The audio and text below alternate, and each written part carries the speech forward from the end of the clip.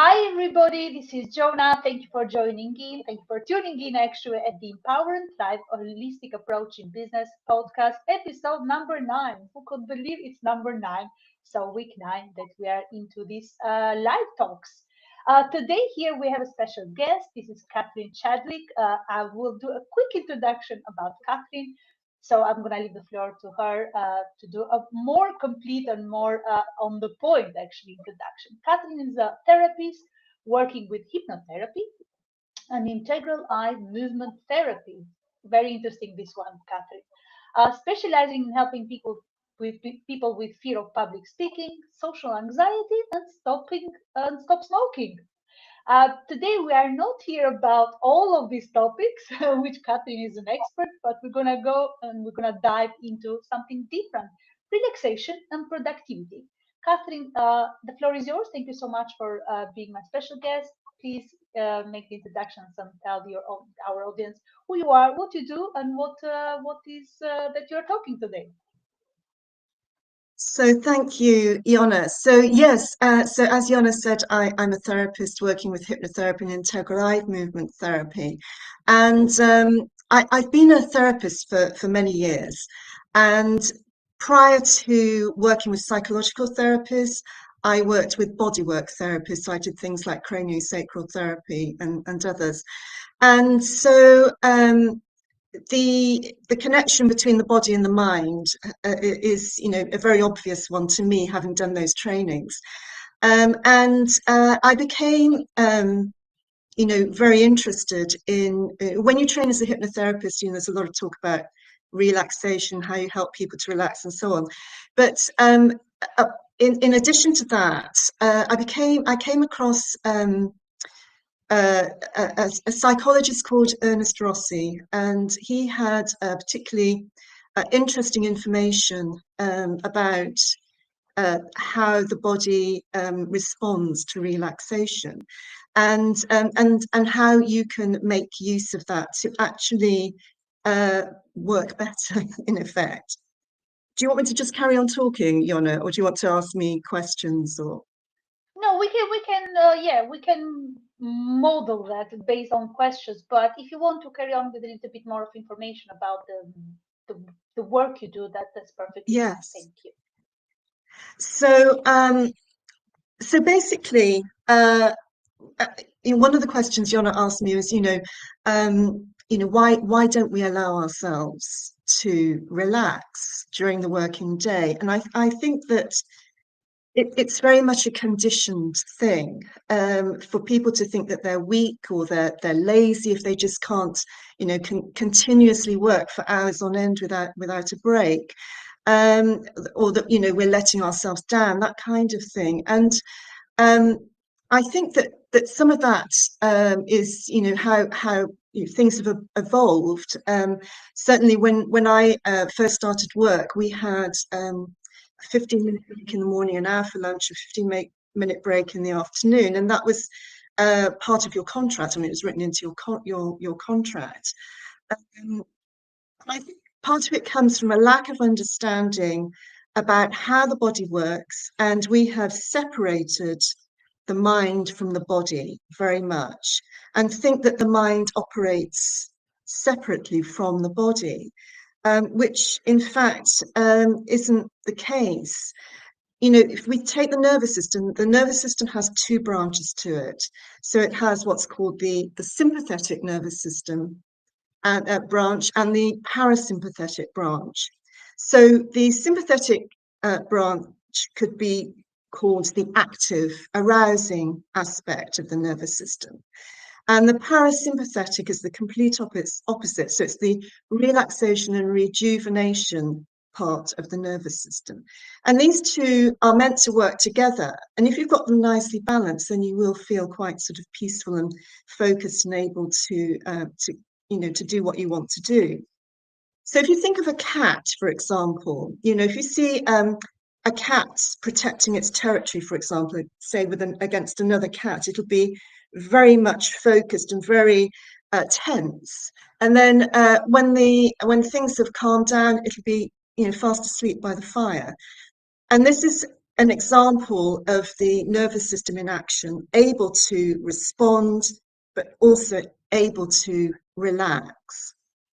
And I came across the work of a psychologist called Ernest Rossi, and he's written a book called The 20-Minute Break. Now, his work is based on that of Nathaniel Kleitman, who was a sleep researcher. And in the 1950s, he discovered, or he was led to believe that within the human body, there are rhythms. So we have the circadian rhythm, which we all know about, the 24-hour sleep waking cycle. But within that, we have what are called ultradian rhythms. So these are rhythms that operate several times a day. So, for example, we, things like hormones that our body releases several times a day. One of these ultradian rhythms Kleitman discovered was called the basic rest activity cycle. And this cycle is one where we have approximately 90 minutes where we can do good productive work. So we can be very focused, we can be very acute, our minds can be very active.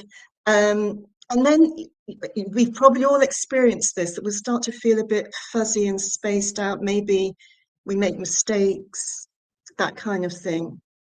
Because the next part of the cycle is that we should take a 20-minute break. Now, this 20-minute break is not just some useless, meaningless thing. During that 20-minute break, if we allow ourselves to take it, then the mind actually starts to assimilate the activity of the previous 90 minutes and also refresh and rejuvenate the processes that you have been using in that 90 minutes prior. And then at the end of that 20 minutes, we'll feel ready to come back to work. So it's a wave that goes through the 24-hour cycle. So it carries on through sleep, but with different things going on during sleep. So Rossi made a study very much of this, and he found that when people regularly overrode those natural breaks or signals to take a break and worked through it, that eventually they were more prone to stress-related conditions, so headaches, digestive problems, and all manner of high blood pressure, all manner of conditions. So we have this natural inbuilt rhythm that is designed to give us maximum access to our ability to focus and be productive. And then the second part of the wave to restore and replenish that, so we can come back into the next bit fully restored with all our psychological capacities restored. Now, a cardiologist called Herbert Benson, he was doing some work on high blood pressure. And during his work, he got very interested in these ultradian rhythms. And he said that people who regularly moved out of a very productive state of mind intentionally into a very relaxed stage for a period of time naturally experienced greater insights. So the thinking is that if you pay attention to this rhythm, you will maximize your mental abilities. So it's said that things like verbal and spatial skills, eye-hand coordination, short-term memory, mental alertness, imagination, creativity, concentration and learning are all affected by this rhythm. So if you don't give yourself the restorative times, then the thinking is that those abilities kind of get a little bit not quite as sharp with those abilities. And so my suggestion, so obviously that's kind of quite a luxury to take 20-minute breaks every 90 minutes. But and how you use those breaks, whether you take those breaks or not, or striving to take those 20-minute breaks, which might be, as I said, when I started work, in the 1 in the morning, 1 in the afternoon, is to just relax, just to sit doing nothing, and just tune into where you can find comfort in your body. And other times when you may not be able to take those breaks, to still find ways of honoring when you get that kind of call to move away from your work in other ways. So perhaps to go for a short walk, to just stare out of the window, to just sit in your chair and close your eyes, but to know that you're not wasting time by taking breaks. You're allowing your body mind to restore. You are giving yourself the possibility of being more productive because you come back with things restored. Personally, I find that I might be doing a piece of work, then I have a break, and I come back and I something has sorted in my mind, and I want to change something in line with that. So it's a kind of repair and assimilation and restoration that's going on in those periods of time when you take a break to relax, and contribute to greater productivity in those times when you're actually working. So what I would say is that it's not wasting time, that perhaps you're doing perhaps you owe it to yourself, your customers, your clients. If you're employed, then perhaps you owe it to your employers to take breaks, so that when you're working, you're in your best shape, as it were. Wonderful. Thank you so much, Catherine. This is very informative and quite daunting. Not daunting in terms of what action to take, but daunting in terms of understanding that it's really something that we as busy entrepreneurs, business owners, must action upon, because it's really important for productivity, as you were mentioning, but it's also in terms of the quality of work we want to deliver. I believe this is very much linked with the quality of work, because, for example, if I have to focus too much on a client work, building up a strategy, if I don't have a little break in between sessions, that means that the strategy will not be flowing quite as I expect it to be, or as I want the client to have that strategy in place. So it's really, really important. I completely agree with you. But I've got a little question here. So we now understand, hopefully, the importance of taking breaks. Doesn't matter mini breaks or longer breaks. It's up to every individual, I believe, to manage their time. But ideally, what is the time? So not the length of the break itself, but for example, we're doing some work. I'm sitting here doing some content, or I'm doing some creative work, or if you're not creative, some boring work or admin work. But after what period of time should I take a little break to have my brain refreshed and energized? Well, if we're thinking about the basic rest activity cycle, it's said that that your mind is kind of primed to be at its most focused and productive for around 90 minutes, or 90 minutes to 120 minutes. So you're looking at an hour and a half to 2 hours. Now, it will vary, from person to person, exactly, within that frame. So the key is really to think in terms of that. I'm going to be really productive for 90 minutes. or to tune and get more in tune with your body. So at that point, which might be a little bit before, a little bit after, when you start to feel, you will start to feel when you need to take a break. So you perhaps, as I say, your mind starts to become a bit fuzzy. You start to perhaps, make mistakes, that kind of thing. That's your kind of signal that you need to take a break, that your mind is telling you this is the time when you should now be resting, so that your inner mind can assimilate everything you've been doing and recharge, and then you can come back again for another 90 minutes or so. So that's basically the rhythm. And I think one thing I noticed, that I think illustrates this, is with smokers. If people work with in offices with people who smoke, and when I work with people who come to me for stopping smoking, is that very often they will have a cigarette when they're at work. They will have a cigarette every couple of hours.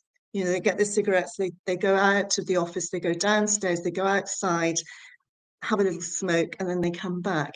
So that's probably because they're getting that kind of signal that they need a break, and it's around the 2-hour mark. So so I would say that think in terms of that 90 minutes or so, but be aware of when you're getting that sense that you need things just aren't, you're not quite as sharp as you were. That's the time to take the break. And one other thing that I think is really helpful with this, I mentioned Ernest Rossi, the 20-minute break. He says to peak your peaks and trough your troughs. So basically what he's saying is that in that 90 minutes or so, really, focus on the work that you're doing. And then when you are taking a break, make it a proper break. Don't then start scrolling your phone or doing anything that requires concentration. Sit and relax, go into a quiet room and just, sit on your own, go for a walk, do something that doesn't require mental activity. And then that just allows your inner mind to restore itself. Thank you, Catherine. So what can be one of the simple relaxation practices we can implement in our day-to-day, starting from today, from 12:30? From right now, exactly. So we're going to have 30 minutes of conversation live. So we really need a break. So what we are able to do now? What would you suggest? Thank you. So I have got a little exercise here. Would you like me to take you through it? Or is that not time for that? Okay, I can't hear you anymore. I was on mute. Sorry. If it's in between 3 to 4 minutes, that's fine. If it's a technique or something you want to share, that's fine. Okay, so I'll just take you through a little bit of it. What do you think? A couple of minutes or so? Yeah, that's good. Yeah, it's fair. Yeah. And anybody who's listening might like to follow along. Yeah, if they can want to chip in, they can do that, or if they want to, when they watch the replay, they can practice that on their own. All right. Definitely.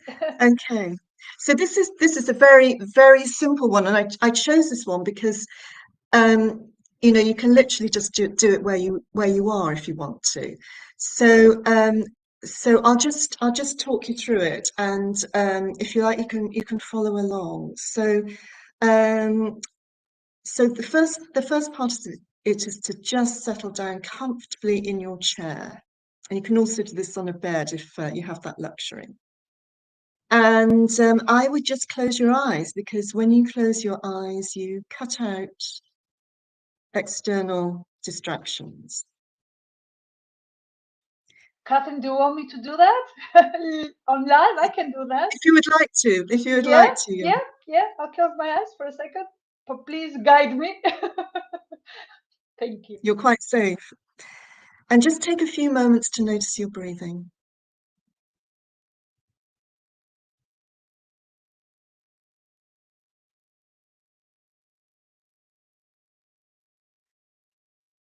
And now take your mind through your body from head to toe. just mentally feeling each tension.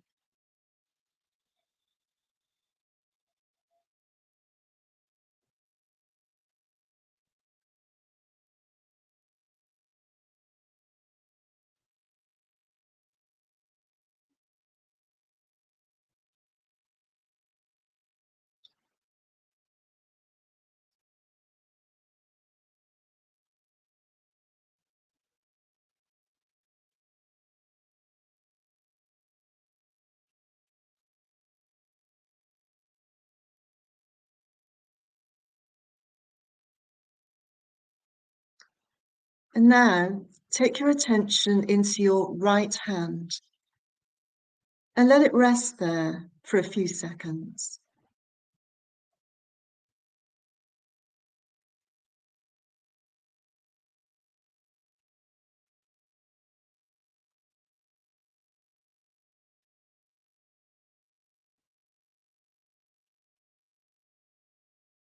And now take your attention into your left hand and let it rest there for several seconds.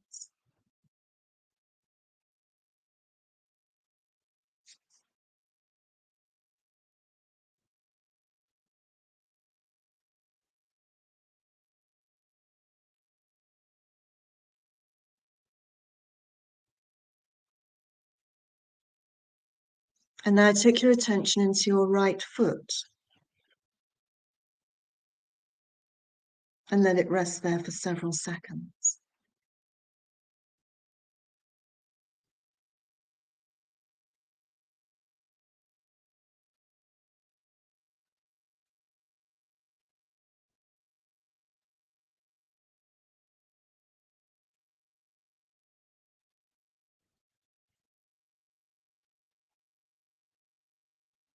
And now take your attention into your left foot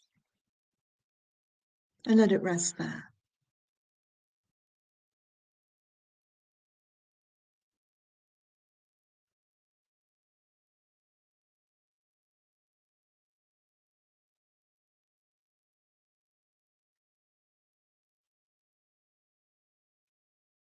And now take your attention to your mouth and your throat and let it rest there for a few moments.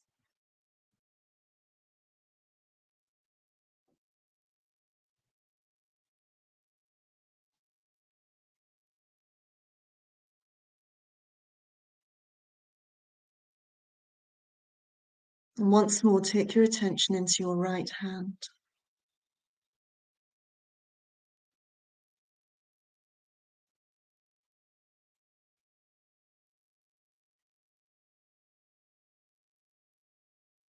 And now your left hand.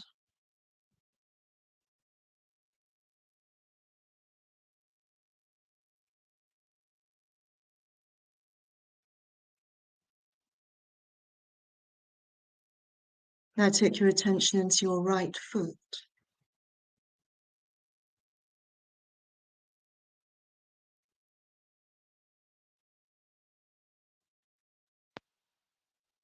And now your left foot.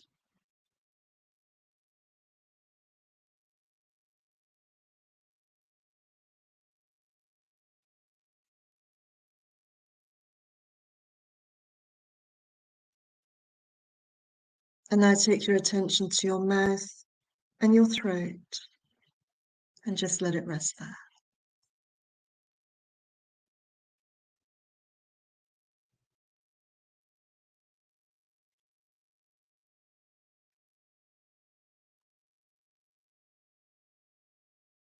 And when you're ready, you can just bring yourself back to the room and open your eyes. That was very relaxing. Good. I almost forgot I was on a live. Like really, really very relaxing. So this is something really worth. And it's very simple. I only did it, repeated it once, but you can repeat it again from the hands. And it can just take a few minutes. It's amazing. Yeah. It's amazing. This is so my question would be it's not even a question almost, but yeah. So I talk a lot about being consistent with your messaging on the platforms, on the digital world, with your brand, and part of the business because this is who I help with. So these are the clients that uh, they're looking for this sort of guidance. So how can we incorporate and be consistent with our relaxation routine? How can we make it a routine in our daily life? I would say that probably the easiest way to do it is to, once you begin to kind of get an idea of your own rhythm, to actually timetable it in, put it in your diary or your calendar. You mentioned with working with clients. I mean, personally, I see clients for 75 to 90 minutes, but I book a 2-hour slot so that I've got half an hour to recuperate as we've described, and make notes and so on. So I think the thing to do is to think about to try some of this out, and then to think about reframing the relaxation of the importance of relaxation, that it's not wasted time, that actually you are by allowing your mind to relax, by allowing your mind body to relax, you are actually supporting your productivity. And in that sense, if you begin to take that on board, then it becomes much easier to make it more of a consistent practice. And maybe even put in your diary that between a certain hour you're not working, you're not seeing clients, you're not however your day normally pans out. The other thing you can do if you can't take a proper break is to do non-demanding work in those times, like filing and so on, if you feel you need to carry on working. But it's changing your mindset, I think, to realize that you're supporting your working day rather than wasting time or detracting from the course of your work by relaxing. Very helpful. Thank you so much, Catherine. I think you touched on my, my last question, which is one simple relaxation uh, tip. So what can we do and how to implement that in our daily life? But so we are at the last minute of the live. Thank you so much for the for everything, for what you shared, your insight and your experience. I'd like to know if you are currently running any workshops or you are running any webinars or anything that you are running for the audience that who might watch the replay later on and that want to join or follow you somewhere in your activities. No, I don't have anything like that going on, Jana, at the moment. So thank you for asking me. That's fine.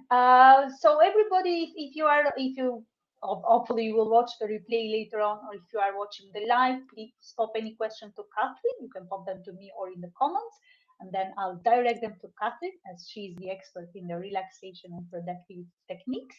But thank you so much, everyone. Thank you, Catherine, for being my guest speaker, and everyone who watched the live and is going to watch the replay again.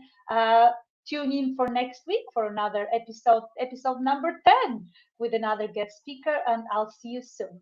Thank you very much. Bye, Catherine. Bye, everyone. Bye bye.